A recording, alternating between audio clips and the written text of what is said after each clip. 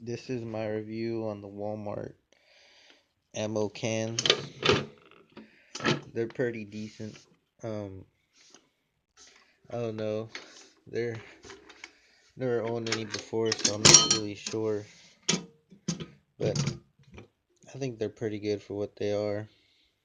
Snap a little hard, like some people said, but only thing is this one opens kind of funny. I gotta pop it open. So other than that, they work.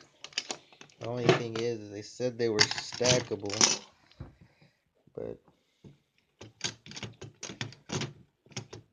they're kind of loose. So I don't know. You don't really have a problem with them being loose. Well, you know, they do what they gotta do. But yeah, I don't know. They kind of feel weird, like they don't set properly or something. I don't know. But other than that, they're pretty decent. But yeah, I'll probably do another review and later on see how they hold up. One of them's got ammo, the other one's empty. But yeah, like, subscribe if you want to see more reviews. I'll be coming out with some other stuff from other places I buy.